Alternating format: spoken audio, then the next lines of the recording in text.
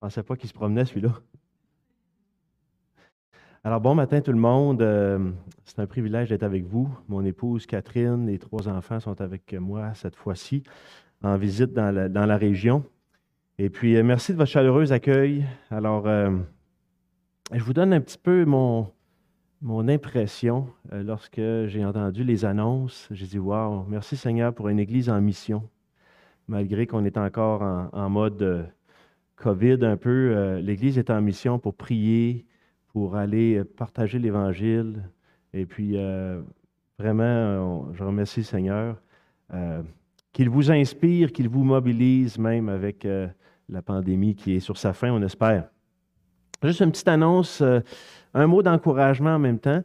On était rassemblés, les pasteurs baptistes évangéliques de la région, vendredi pour une pastorale régionale, une fois par 6 à 8 semaines. Et puis, il y a une de nos églises qui est fermée ce matin, pas parce qu'ils ont du COVID, mais parce qu'ils ont reçu quelqu'un en visite d'une autre église de la région qui avait le COVID. Et on a 13 églises évangéliques dans la région, puis il y en a une qui a une éclosion présentement, 10 membres confirmés positifs. Fait que ça nous a servi de leçon pour dire, hey, baissons pas nos gardes, parce que une de nos églises a reçu quelqu'un positif du COVID, il ne le savait pas. Mais parce que les consignes sont maintenues, il n'y a pas eu de propagation dans l'Église. Alors, tu sais, nos églises sont ouvertes avec toutes les consignes qu'on a. Les lieux de culte sont jugés, sont évalués comme étant des lieux à risque négligeable. Pourquoi? Parce qu'on suit les consignes avec rigueur. Fait que je vous encourage à persévérer. Et puis, ça vient par vague. On pense qu'il n'y en a plus dans la région, puis whoop, on recommence. Alors, je vous invite à ne pas lâcher là-dessus. Et avec la grâce de Dieu, on est encore en mission. Hein? C'est le fun. Courbons-nous un petit instant avant qu'on regarde en Timothée. Merci, mon Père Céleste, parce que tu œuvres dans nos cœurs à travers le bon et le difficile, à travers la réussite et même l'échec, tu n'es pas déjoué, Seigneur. Merci. À travers ta parole ce matin, visite-nous. À travers ces souffrances qui en valent la peine, visite-nous, Seigneur, par ton Esprit Saint. En Jésus compris. Alors, on va aller dans 2 Timothée, chapitre 2, mais juste avant, je vous fais un petit tour de contexte, et puis pour qu'on puisse rentrer dans le bain. Plusieurs passages des Écritures nous parlent des derniers jours, mais entre autres, 2 Timothée nous parle des derniers jours en nous donnant un peu le paysage politique et le paysage même catastrophique, des catastrophes, parce que la parole de Dieu nous parle de ça, des paysages, la fin des temps, le paysage politique va être de plus en plus difficile, mais aussi écologique, les catastrophes naturelles. Mais ici, dans 2 Timothée, il va parler spécifiquement des signes observables chez les gens, dans la communauté. À quoi va ressembler un peu les signes des derniers temps? Et on lit ça entre autres dans le chapitre 3, versets 1 à 5. Juste vous lire ça dans l'introduction. Alors, chapitre 3, versets 1 à 5. Sachez que dans les derniers jours, il y aura, alors on est dans 2 Timothée, chapitre 3. 1. Sachez que dans les derniers jours, il y aura des temps difficiles, car les hommes seront égoïstes, amis de l'argent, fanfarons, hautains, blasphémateurs, rebelles à leurs parents, ingrats, irréligieux, insensibles, déloyaux, calomniateurs, intempérants, cruels, ennemis des gens de bien, traîtres, emportés, enflés d'orgueil, aimant le plaisir plus que Dieu, ayant l'apparence de la piété, mais reniant ce qui en fait la force. Wow! On pourrait dire aujourd'hui dans la société, est-ce qu'on est rendu là où est-ce que les choses se sont effritées à ce point-là? Et puis là, on pourrait cocher, hein? Coche, coche, coche, coche, coche. Puis là, on dirait, ouh, on se carre pas mal haut. Ça ne va pas si bien que ça dans la communauté. Maintenant, comment ça va aussi dans la communauté des croyants selon le 2 Timothée, toujours, mais au chapitre 4, à quoi on va reconnaître que dans les derniers jours, peut-être qu'on s'approche, c'est que ça va être difficile aussi à travers, même parmi ceux qui confessent Dieu. Je t'en conjure, verset 1, chapitre 4. Devant Dieu et devant Jésus-Christ qui doit juger les vivants et les morts au nom de son avènement et de son royaume.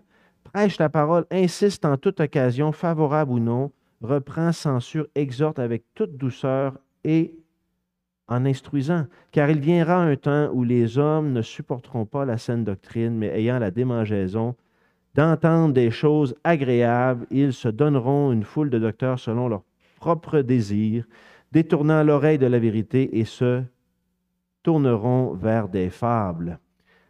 Alors oui, même l'Église de Christ va vivre aussi des temps où ce que l'ennemi va vouloir détourner de la foi. Alors là, on est dans le contexte de Timothée qui annonce la fin des temps. Mais juste pour vous dire aussi le contexte dans lequel Paul écrit à Timothée, il est vers la fin de sa vie. Alors, chapitre 4, verset 6, c'est clairement évoqué vers la fin de sa vie. Il y a des persécutions intenses à l'époque de 2 Timothée à travers l'empereur Néron qui persécute les croyants dans tout le royaume romain. Et puis, Paul a été abandonné même par des collaborateurs missionnaires. On voit ça au chapitre 1, verset 15. Alors, Paul a été abandonné par des équipiers missionnaires. Et puis, il va exhorter Timothée en le préparant, en disant, tu sais, comment est-ce qu'on vit ça? Comment est-ce qu'on se comporte lorsque ça sent la fin des temps? On entend comme la fin des temps, puis il y a même des combats dans les cœurs des êtres humains, que ce soit dans l'Église, non comme la fin des temps.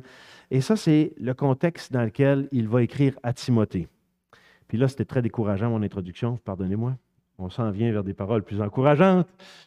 Comment est-ce qu'il va l'encourager, notre cher ami Timothée? Il ne va pas le laisser sur des paroles déprimantes.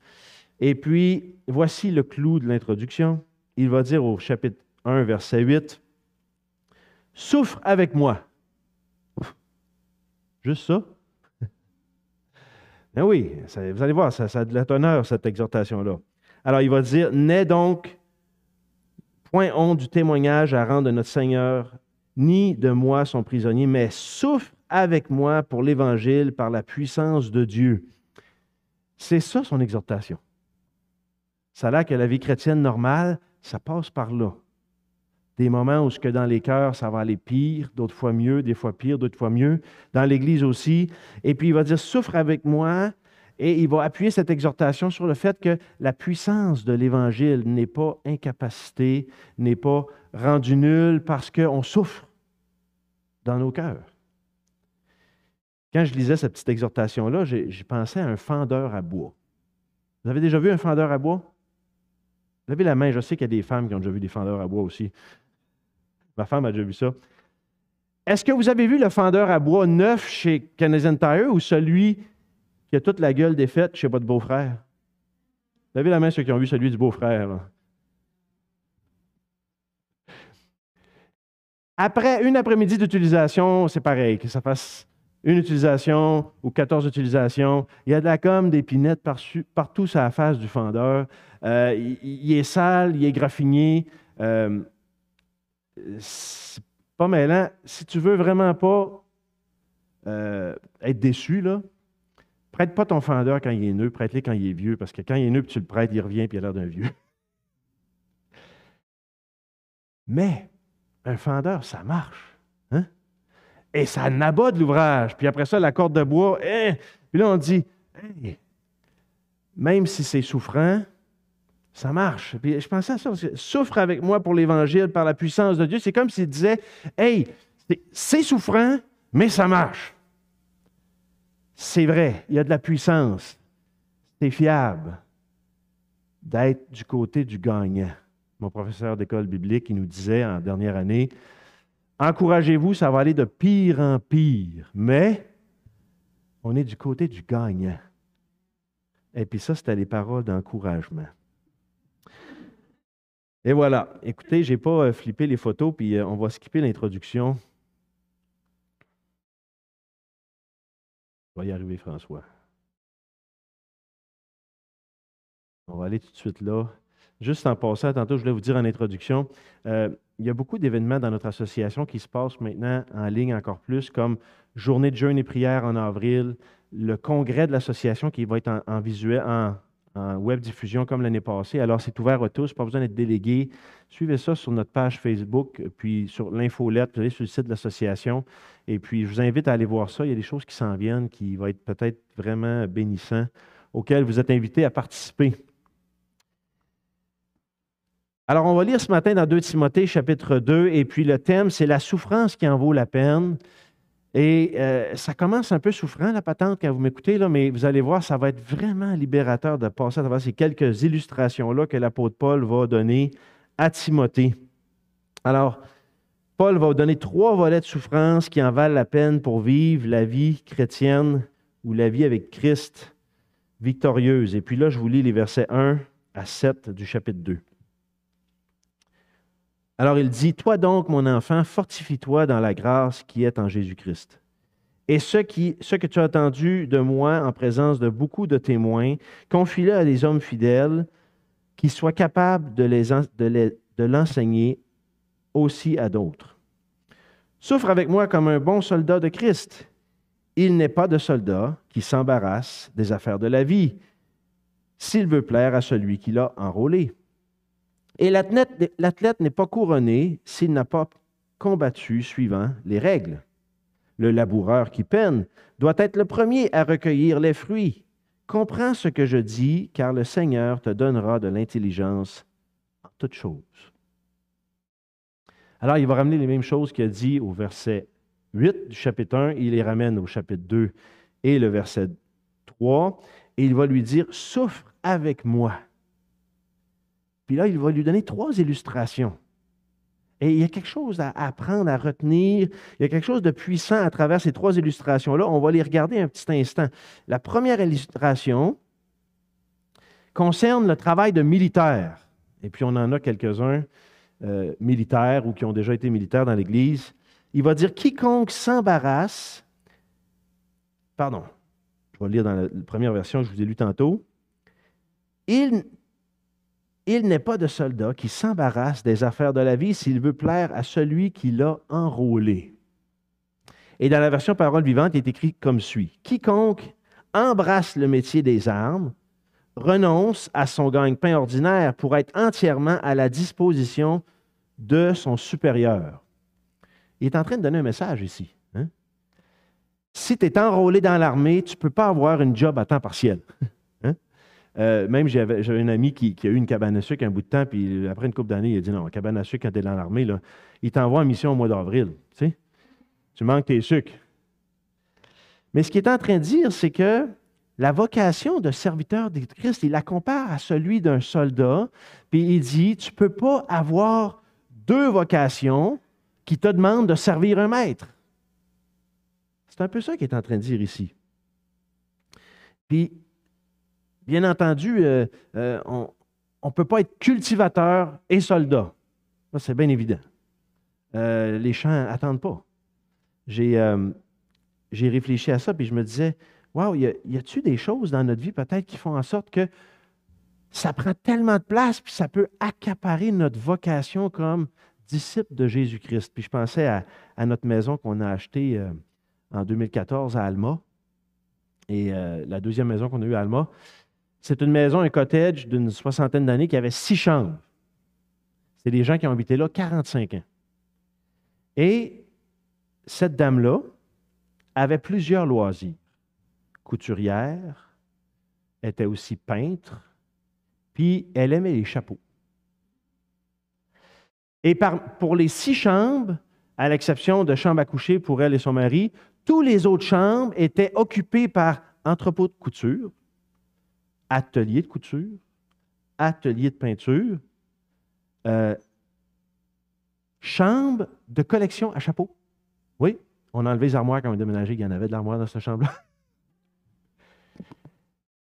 Et vous savez ce que les enfants lui disaient? « Maman, on vient en visite, puis tu n'as même pas de chambre pour nous accueillir à coucher. Il faut prendre l'hôtel. » Et quelque part, cette femme-là, dans sa vocation de loisir, avait fait passer ses loisirs, ses hobbies, tu sais, avant l'hospitalité comme grand moment. Et je pensais à ça parce que la vocation de disciple, on peut passer à côté parce qu'on est tellement accaparé avec d'autres vocations ou d'autres choses dans notre vie qui ont pris la place. Et regardez quelle est la vocation d'un disciple de Jésus-Christ. On va le lire au chapitre 1, on va retourner au chapitre 1, verset 7-8. Il est écrit ici, « Car ce n'est pas un esprit de timidité, c'est Paul qui dit ça à Timothée, que Dieu nous a donné. Au contraire, son esprit nous remplit de force, d'amour et de sagesse. N'aie donc point honte du témoignage à rendre à notre Seigneur. Ni à moi son prisonnier, mais souffre avec moi pour l'Évangile par la puissance de Dieu. Il y avait un témoignage à rendre, c'était une des missions. Le croyant a comme mission de rendre témoignage à Christ. Il faut que sa vie soit disponible pour que quand il rentre en contact avec des gens, les gens puissent vivre une expérience qui est comme « Wow! Un chrétien, c'est ça, puis c'est ça, puis c'est ça, puis c'est particulier. Hein? » Normalement, le dessein de Christ, c'est d'être à l'image de Christ auprès des autres. Super vocation, ça, c'est tout qu'un appel. Mais la vocation aussi au verset 7, c'est cet élément-là d'être rempli de force, d'amour et de sagesse. Alors, il y a un élément de fruit de l'esprit, là.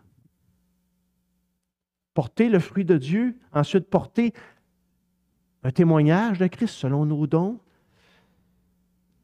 Et puis on voit aussi l'aspect d'être des serviteurs dans l'Église avec nos dons. Il va dire au verset 6, c'est pourquoi je t'exhorte à ranimer la flamme du don de Dieu que tu as reçu par l'imposition des mains. Lui, c'est un don pastoral.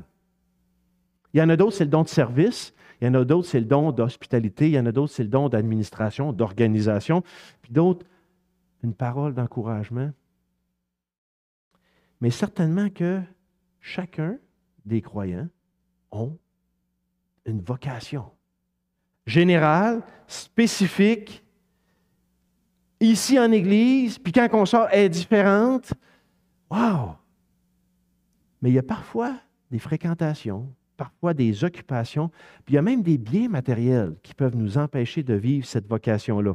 Je réfléchissais à ça, puis je voulais vous donner quelques exemples. Puis j'ai connu des gens qui étaient faits pour avoir un chalet, puis d'autres qui n'étaient pas faits pour avoir un chalet. J'ai connu des gens qui, la minute qu'ils ont eu un chalet, ça les a pas mal à côté. Ils ont commencé à tout faire les travaux eux-mêmes. Ils étaient tout le temps au chalet. Et puis eux, ça les a amenés à se détacher de toute autre disponibilité. Et puis, on les a plus vus.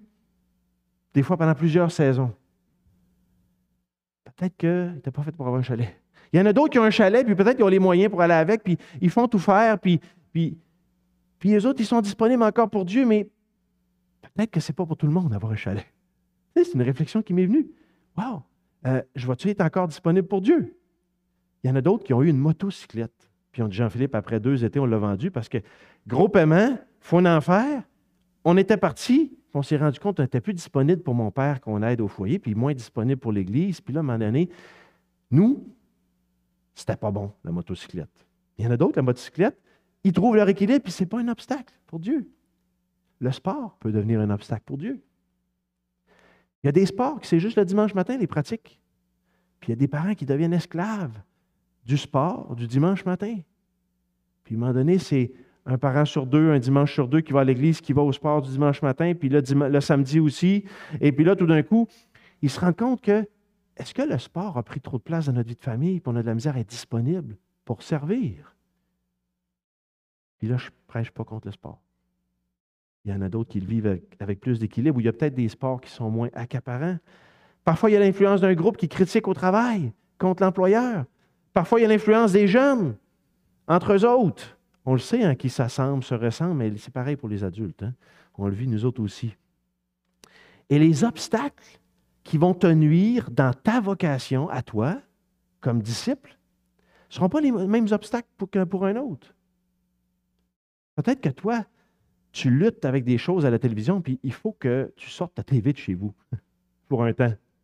Ou il faut que tu fermes la TV après une certaine heure. Mais tu ne peux pas dire, un chrétien, ça devrait fermer sa TV, ça devrait sortir de la maison. Là, tu es peut-être en train d'attribuer tes défis à toi pour servir Christ, puis pousser les occasions de chute de toi, puis les attribuer aux autres. Non, non.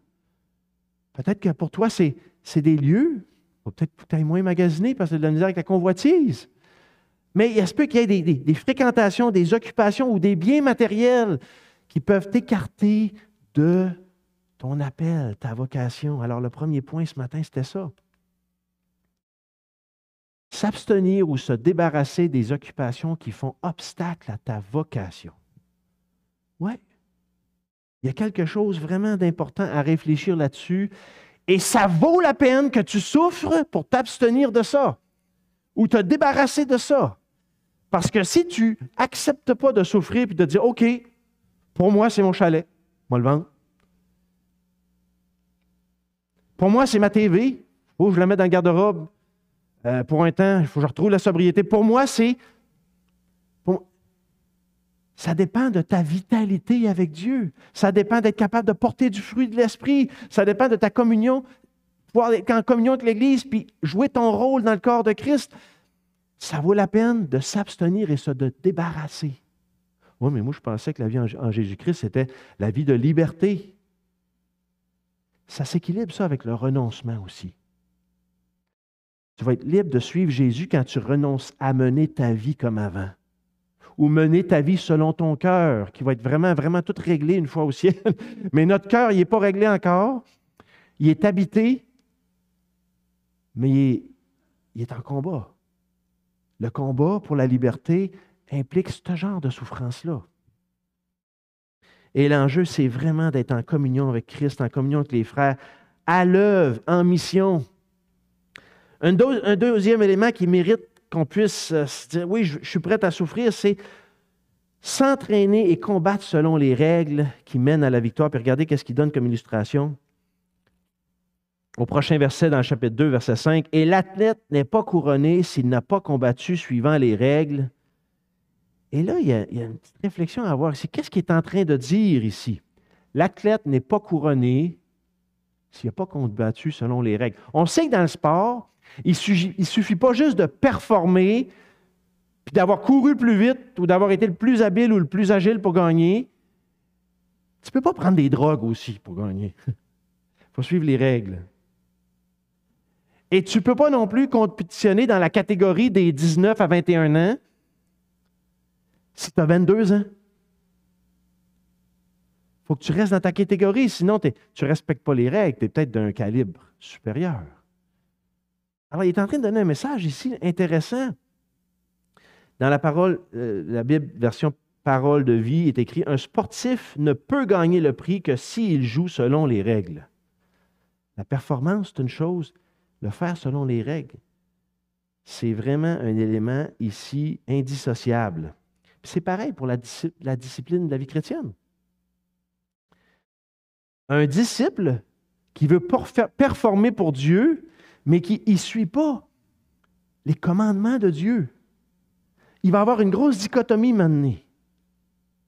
Sa vie chrétienne va devenir dysfonctionnelle ou il va glisser parce qu'il tente de faire quelque chose dans son service, puis il n'est pas en train d'être façonné dans son caractère, dans ses victoires, par l'Esprit Saint.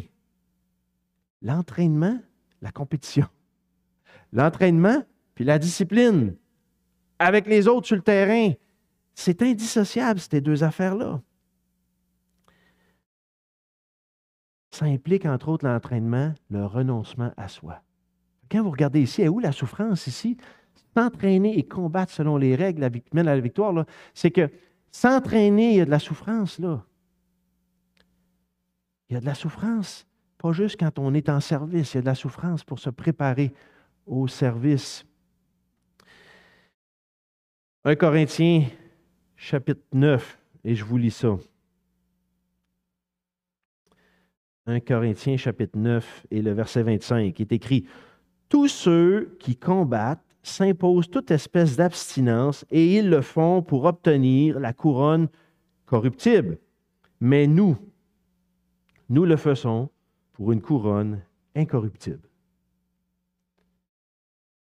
Il y a des gens qui sont prêts à combattre pour des résultats tout de suite, là. Tu sais, la gratification immédiate. Les gens de ce monde sont prêts à combattre puis s'imposer toute espèce d'abstinence s'ils peuvent obtenir une couronne tout de suite, là. Mais ça, c'est une couronne corruptible. Tu vas te battre dans la vie chrétienne des fois, puis tu ne verras pas tous les fruits aujourd'hui. Nous, on court pour une couronne incorruptible. On va la voir plus tard. Peut-être que tu es dans ta discipline de vie chrétienne, puis tu trouves ça souffrant, ouvrir ton cœur, puis demander pardon, puis t'humilier, puis t'abaisser au pied de la croix, puis parce que on vient là souvent, hein? On est dur de comprendre. Mais les fruits qui vont sortir de là, tout à l'heure, dans la compétition, dans notre service, on ne va pas discréditer Dieu parce qu'on va avoir été forgé dans notre tempérament, dans notre caractère, puis on va être capable d'être là dans le service, dans notre témoignage, et puis là, on va vivre des victoires avec Dieu, des petites victoires là, puis des victoires dans le service là. Ça me faisait penser à mon entraîneur d'escrime. J'ai fait de l'escrime avec le club des Scaramouches à Chibougamau. C'est un club qui était très fort dans la région, l'escrime. Maintenant, il reste juste à Chicoutimi ou Jonquière. Tous les autres clubs sont fermés. Mais dans les années 80, Henri Sassine était le maître d'œuvre de ce club-là. Il venait d'un autre pays. Puis Henri Sassine, entre autres, a développé l'escrime au Saguenay-Lac-Saint-Jean. Et j'oublie son pays d'origine, mais puis je vais vous donner les bonnes dates de ce que je vais vous dire là. Mais Henri Sassine a été, après toutes les années 80, qui a monté beaucoup de clubs au Québec, mais surtout au Saguenay-Lac-Saint-Jean, il a été l'entraîneur olympique de l'équipe canadienne aux Olympiques en 84, 88, 92, 96. Puis après ça, il était encore entraîneur, mais pas le premier. Et puis, parmi mes entraîneurs à Chibougamau, j'en ai qui sont allés aux Olympiques de Séoul en 88. Comprenez-vous, j'ai écouté les Olympiques à cette époque-là. Mais parmi mes camarades d'entraînement pendant 3 ans, j'avais 12 ans puis je faisais 12 heures d'entraînement par semaine. Mais juste 4 heures d'escrime. Qu'est-ce qu'on faisait le reste du 12 heures? Toutes sortes d'entraînements physiques. J'avais des camarades, eux autres, qui ne voulaient pas aller aux entraînements physiques. Ils venaient aux entraînements d'escrime. Bien, il y avait de la misère à performer. Parce que l'entraînement d'escrime, c'est le physique au complet. Ce n'est pas juste la technique, c'est la position des pieds, c'est les muscles du corps. Il faut que tu puisses être capable. On faisait de la natation, on faisait des sports en gymnase, très diversifiés. C'est la totale. Ton corps doit être vraiment performant. Bien, ils ne gagnaient pas aux compétitions, eux autres. J'ai fini 4e sur 40 à Chicoutimi quand j'étais petit gars. Bon. Et voyez-vous, l'entraînement, là, c'est aussi important que la performance après ça, au sabre.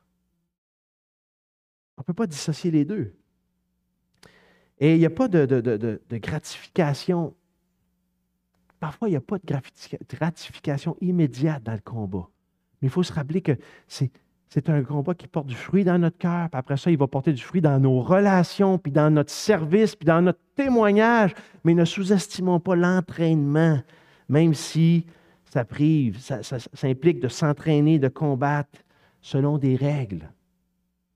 Rappelez-vous, ce sont des règles de vie.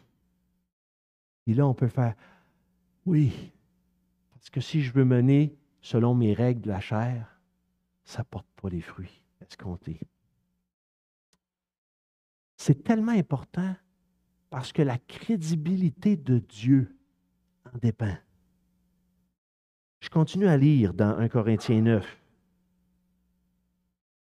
Puis là, on est au verset 26. « Moi donc, je cours non pas comme à l'aveugle, je frappe non pas comme battant l'air, je traite durement mon corps et je le tiens assujetti de peur d'être moi-même désapprouvé après avoir prêché aux autres. » Qu'est-ce qui arrive? C'est que si moi j'ai prêché quelque chose, tu sais, je suis au travail, j'annonce Jésus-Christ, je suis dans mon quartier, je suis dans ma famille, puis peut-être comme pasteur aussi, je prêche devant vous, puis après ça, j'agis comment?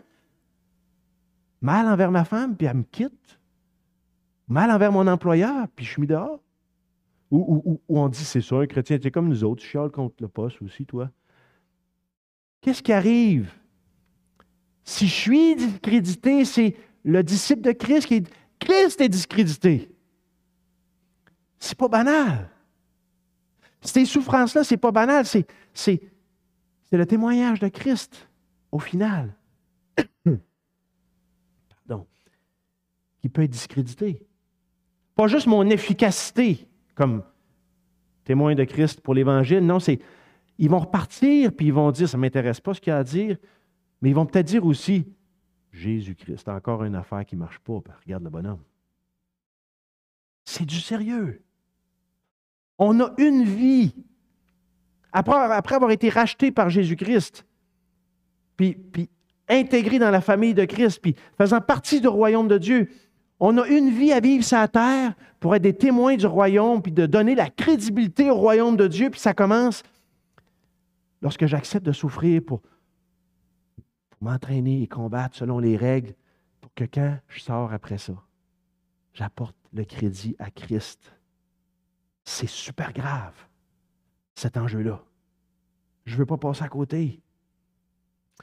Et enfin, le dernier volet de souffrance, c'est persévérer, même quand le travail est pénible, car les fruits viennent après le labeur.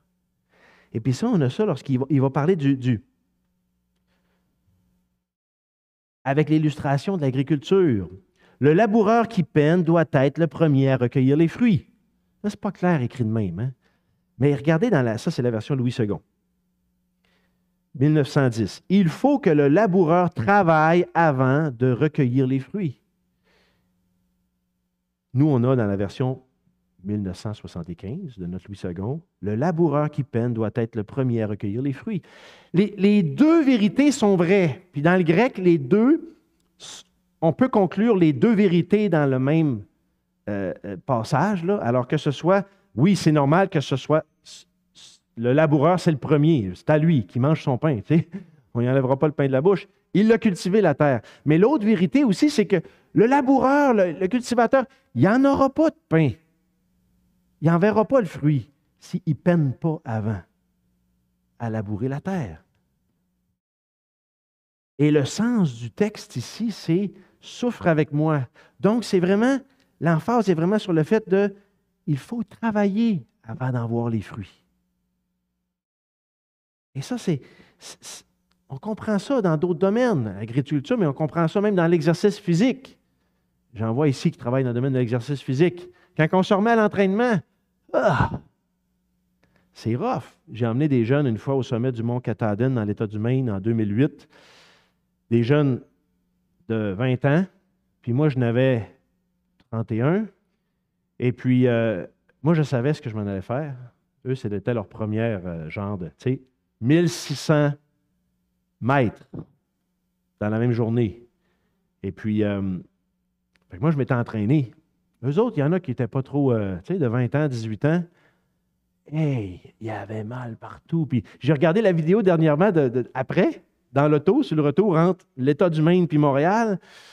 Puis ils disaient tout quelque chose. Waouh, c'était. Puis ils finissaient tout en disant, puis j'ai mal partout. Oui. Mon beau-père, il dirait, travailler, c'est de l'ouvrage. Hein? Persévérer quand même, le travail est pénible, car les fruits viennent après les labeurs. C'est vrai dans l'exercice, c'est vrai dans l'agriculture, c'est vrai dans notre cœur. Parce que renoncer à moi, c'est tout que de l'ouvrage. Demander pardon, c'est tout que de l'ouvrage. Fuir les passions, il va dire ça au verset 20 dans le chapitre 2. Dans une grande maison, il n'y a pas seulement des vases d'honneur d'argent, mais il y a aussi de bois, de terre. Les uns sont des vases d'honneur et les autres sont d'usage vil. Si quelqu'un se conserve pur en s'abstenant de ces choses, il sera des vases d'honneur, sanctifiés, utiles à son maître, propre à toute bonne œuvre. Fuis les passions de la jeunesse et recherche la justice, la foi, l'amour, la paix avec ceux qui invoquent le Seigneur d'un cœur pur. Il va exhorter Timothée à fuir les passions dans sa vie qui pourraient l'empêcher à porter du fruit de l'esprit. L'empêcher de vivre la foi, l'amour, la paix, la justice. Il est en train de l'exhorter à renoncer à lui-même. En fait, le travail le plus extraordinaire que tu peux faire pour marcher avec Jésus, c'est de dire, Seigneur Jésus, comment puis-je renoncer à moi-même aujourd'hui? Je vais m'entraîner, je vais être un athlète. Il n'y a personne qui va le savoir. Peut-être qu'ils en verront les fruits plus tard, mais moi, là, je vais le savoir. Ça, c'est mon entraînement auquel je veux m'attacher, Seigneur. Je termine en faisant une observation avec vous. C'est une observation pédagogique. S'abstenir, se débarrasser, s'entraîner, combattre, persévérer. C'est des mots qu'on qualifierait de performance. Puis je m'arrête là parce que vous pourriez partir ce matin et dire « Wow, là, il faut faire ci, là, il faut faire ça. » Puis il faudrait que je sois un chrétien meilleur, peut-être qui prie plus, qui prend plus de temps avec Dieu, parce que je viens de vous prescrire par ce petit exposé de la parole-là, des vérités qui sont là, mais je les ai verbalisées comme ça. Pédagogiquement, là, je vous ai invité à performer plus. Mais là, je mets une nuance ici. On n'est pas capable. Essayez pas ça. C'est de la religion. Essayez plutôt ce qui est écrit, puis ajoutez à cela l'intonation qu'on lit au verset 8, verset 7. « Comprends ce que je dis, car le Seigneur te donnera l'intelligence de toutes choses. » Tu ne peux pas assimiler ça dans ta vie, assimiler les vérités qui sont là, puis les illustrations qu'on a vues ensemble, sans que Dieu te donne l'intelligence de les rentrer dans ta vie et qu'il te donne aussi l'intelligence de te rappeler, ce n'est pas par tes forces, c'est par ton humilité. Comme le publicain qui dit « Sois apaisé envers moi qui suis un pauvre pécheur. » Lui, il est parti justifié. Lui, il est en communion avec Dieu. Alors, Seigneur, donne-moi l'intelligence, selon le verset 7. Puis ensuite, il va dire, « Souviens-toi de Jésus-Christ, issu de la postérité de David. » Et qu'est-ce qui est écrit? Il y a juste une personne qui s'appelle. Dis-le plus fort. « Ressuscité des morts. Il est vivant. Il nous donne son esprit et sa puissance est en nous. Donc, oui, par ta puissance, j'aimerais, Seigneur, m'abstenir. Je suis prête à travailler, à souffrir, puis me débarrasser, puis m'entraîner, puis combattre selon les règles. Puis je veux persévérer, même si je ne vois pas tout de suite les fruits, même si c'est tantôt, parce que les fruits viennent après. Seigneur, par ta puissance, parce que tu es ressuscité des morts, j'embrasse ce que j'ai entendu dans la parole ce matin. Je le veux, je le réclame dans ma vie. Il dit « Ressuscité des morts selon mon évangile, pour lequel je souffre jusqu'à être lié comme un malfaiteur, mais la parole de Dieu n'est pas liée. » Christ n'est pas lié. Tu vas peut-être souffrir la persécution, souffrir tes luttes intérieures.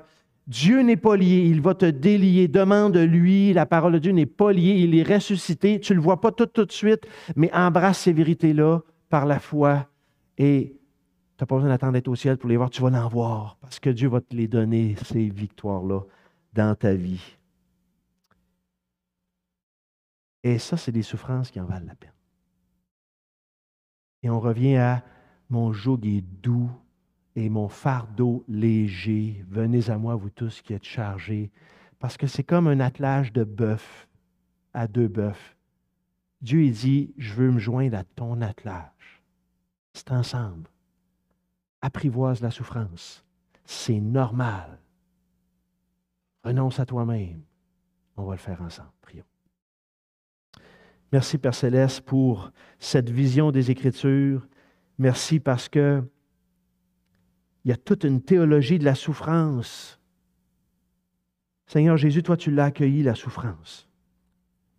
Tu as choisi tes batailles. Aide-nous à choisir nos batailles. Aide-nous à revendiquer des victoires dans nos cœurs avant toute chose, Seigneur. Répands, Seigneur, sur cette Église, sur nos cœurs, un vent d'espoir et de courage à travers cette parole. C'est en Jésus que je te prie. Amen.